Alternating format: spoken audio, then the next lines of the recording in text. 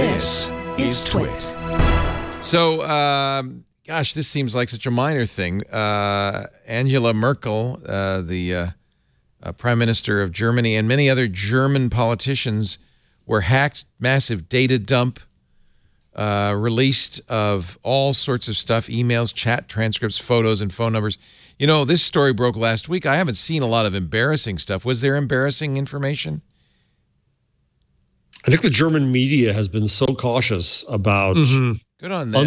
unlike Podesta emails, they immediately went into worry mode. And Germany just went through a huge journalistic scandal I wrote about a few weeks ago of Spiegel, of making up stories. And so they're very much in navel gazing mode right now. And immediately they have some pretty stringent laws around reporting private information as well. So the other thing they did very quickly, the BKA, Germany's investigative police force, arrested somebody they say was responsible for this leak, all by himself, a 20-year-old.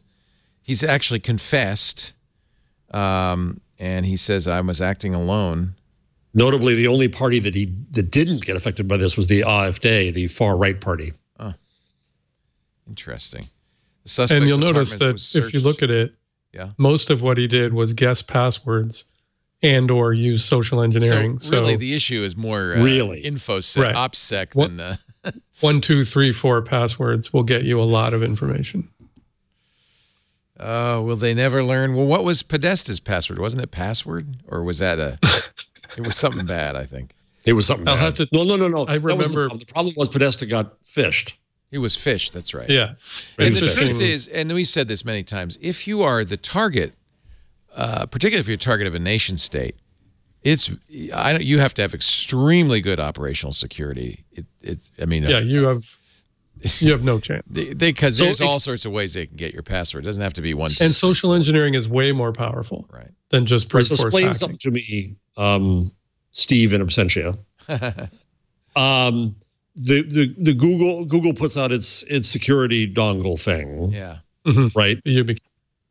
Yeah. Thank you. What is it again, Matthew? Well, one is a YubiKey. Google's is not. It's called the Titan. Google's is their version of a YubiKey. Yeah.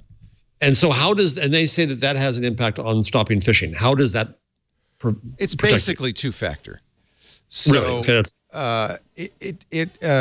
The reason it would help with phishing is I can get you to enter in your credentials with a phishing But without email. this. But what I won't get is this dongle, and this one-time password refreshes every 30 seconds. So unless the phishing attack is very timely, nothing you get from it will help you steal that account. And it's going to be harder and harder.